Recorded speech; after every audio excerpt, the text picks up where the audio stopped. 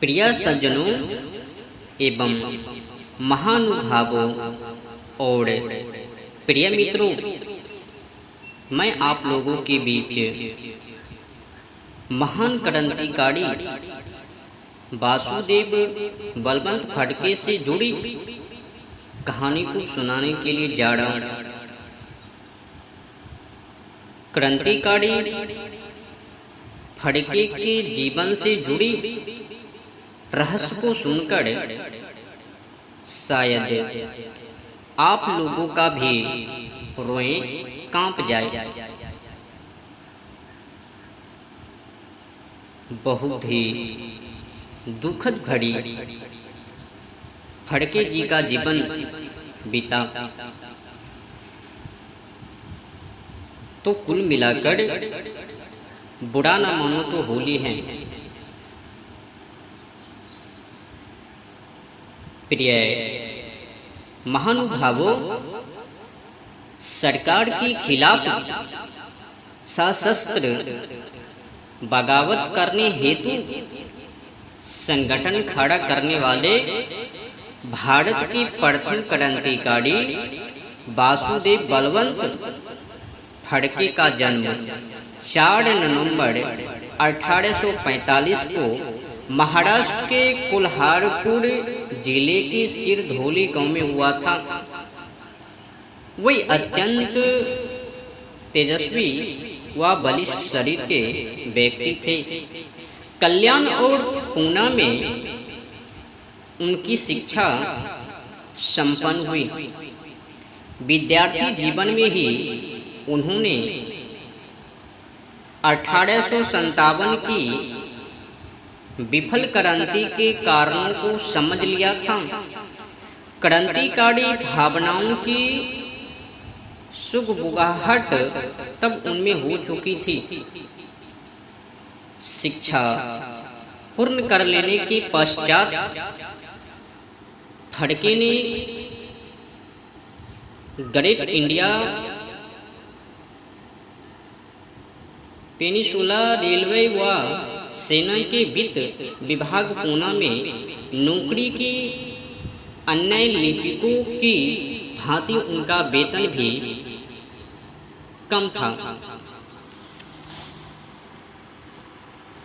तमाम राजभक्त कर्मचारियों की तरह वह बेहद वफादारी और मेहनत से कार्य करते थे। इसके उपरांत भी अन्य भारतीय सरकारी कर्मचारियों की भांति उनसे भी पशु तुल्य व्यवहार किया जाता था। तथापि वह अक्सर कार्यालय के वक्त के बाद भी बैठकर कार्य करते थे, किंतु उस दिन वह चाहते थे कि किसी प्रकार कार्य पूरा करके समय पर कार्यालय से निकल जाए। जो फाइलें साहब की सक्षम पेश करनी थी उन्हें तैयार करके वह साहब के पास ले जाने वाले ही थे कि उसी वक्त उन्हें ताड़ मिला। माँ बीमार है, देखना तो तत्काल पहुंचो। वहां फाइलें लेकर साहब के कक्ष में गए। जब साहब फाइलें निपटा चुके तब उन्होंने अपना अवकाश का प्रार्थना पत्र सामने रख दिया। क्या है? साहब ने कर पूछा। माँ बीमार है श्रीमान, 3-4 दिन का अवकाश चाहिए। फड़के ने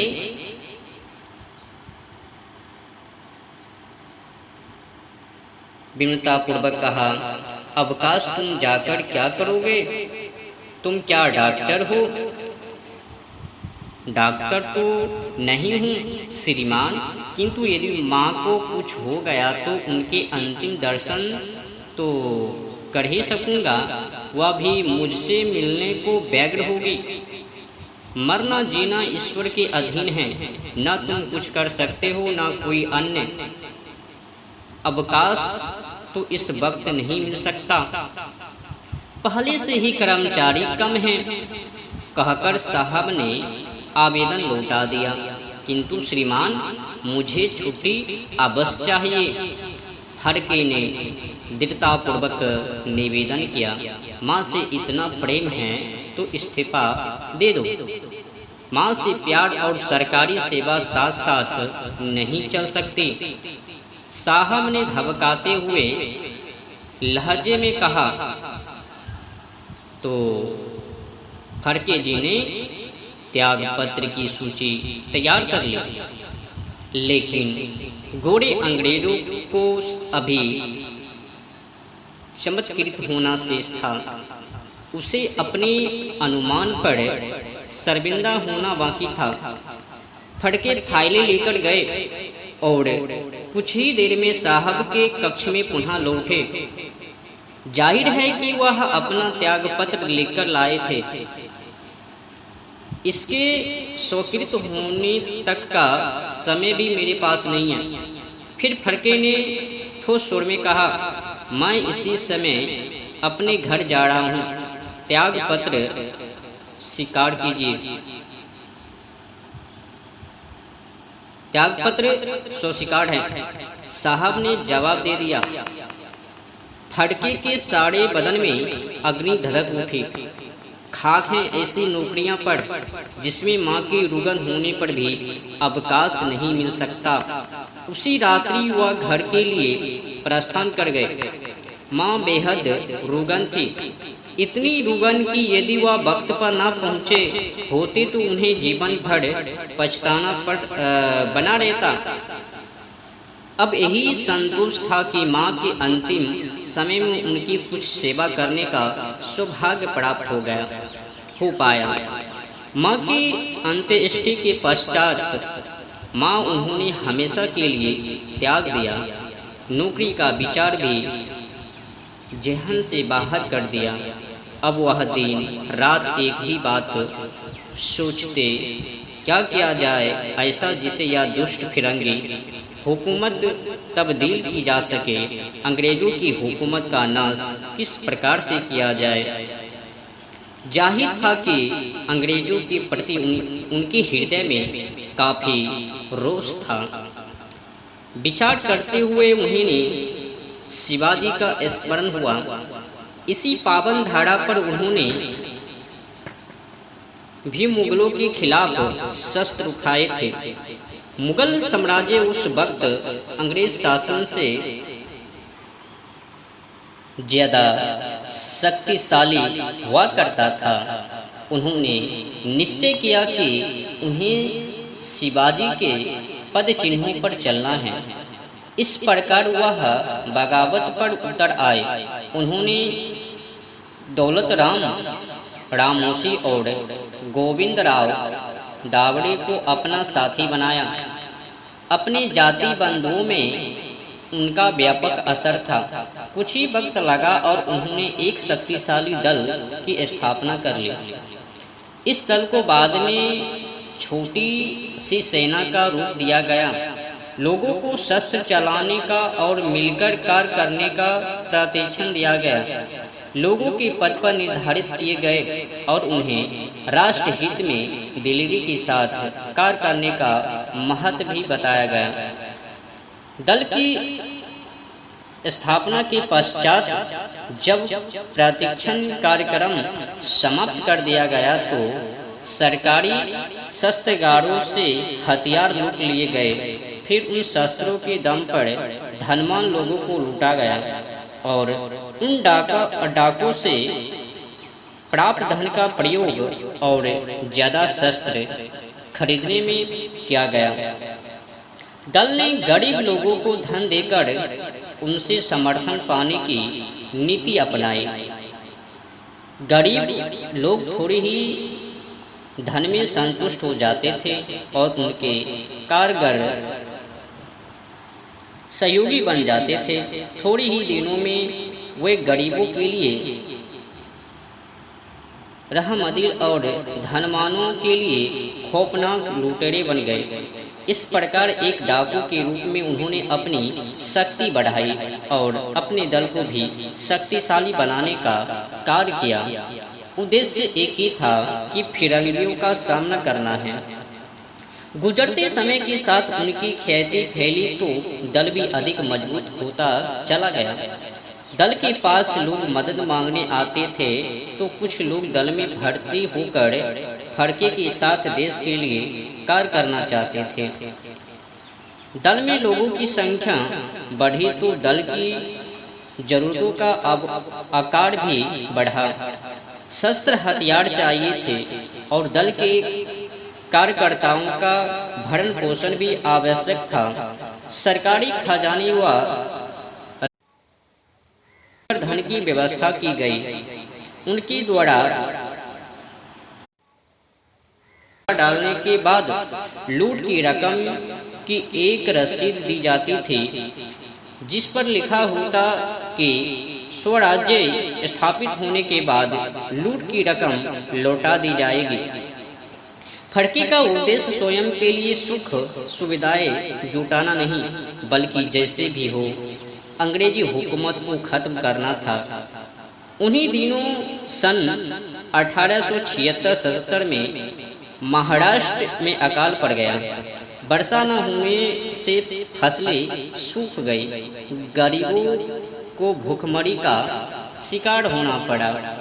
तब फड़के ने रईस अंग्रेजों के गोदाम को लूटकर उनमें भरा अन्य गरीबों में बांटा।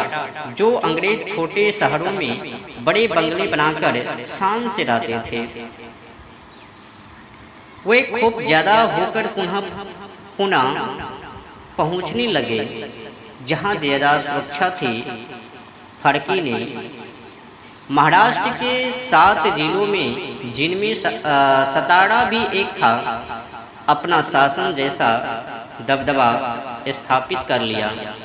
उन्होंने जेलों में बंद कैदियों को छुड़वाकर देशभक्त फौजी जैसा बना दिया था। इस प्रकार उन्होंने राष्ट्र हित में कैदियों को मौका दिया ताकि वे देश की सेवा कर अपने पापों से मुक्ति हो सके। अंततः अंग्रेजी हुकूमत जागी। मुंबई के राज्यपाल ने ऐलान किया कि जो शख्स फड़के को जिंदा या मृत लाएगा उसे 4000 रुपये इनाम दिया जाएगा। इसके कुछ ही दिन पश्चात फड़के ने ऐलान किया कि जो कोई व्यक्ति मुंबई के राज्यपाल का कटा हुआ सिर लाकर मुझे देगा उसे 5000 रुपये का नगद इनाम दिया जाएगा। फड़के का छोटा दल आर पार की लड़ाई में अंग्रेजों फौज का सामना करने में सक्षम नहीं था। उसकी ताकत हमला करने के पश्चात तुरंत भागकर बिखर जाने जितनी ही थी। एक दफा जब उनका दल तितर बितर होकर भाग रहा था तब उन्हें जोर चढ़ गया। विवश होकर वह एक मंदिर में जा लेटे। सूचना पाकर गोरी सेना वहां पहुंच गई। वहां फड़के को गिरफ्तार कर लिया गया। 20 जुलाई 1879 को इस प्रकार वह पहली बार गिरफ्तार किए गए। उन्होंने आजीवन कारावास की सजा दी गई। उन्हें विदेश में अदन की जेल में रखा गया। माना यह गया था कि अदन की जेल उनके के लिए अवैध होगी, किंतु फड़के उसमें से भी निकल भागे। लेकिन वहाँ की भाषा से वे वाकिफ नहीं थे। इस कारण स्थानीय लोगों ने उनकी मदद करने के बजाय उनके बारे में सुराग दे दिया था और वे पुनः गिरफ्तार कर लिए गए। यह मृत्यु इस कारण दुखद थी कि देश की आज़ादी का ख्वाब देखने वाले क्रांतिकारी की मृत्यु अदन विदेश में हुई थी। जेल में उन्हें नाना प्रकार की यातनाएं दी गई थी। इस कारण उन्हें क्षय रोग भी हो गया था। 17 फरवरी 1883 को देश की स्वाधीनता का स्वप्न देखने वाले उस महान वीर क्रांतिकारी ने अपने जीवन की अंतिम सांस ली। देश की आज़ादी में जिन लोगों ने अपना योगदान दिया था उनमें उनका नाम भी शरीक रहेगा। जय हिंद, जय माँ भारती, इनकलाब जिंदाबाद। हरे कृष्णा, जय जय श्री राम, हर हर महादेव।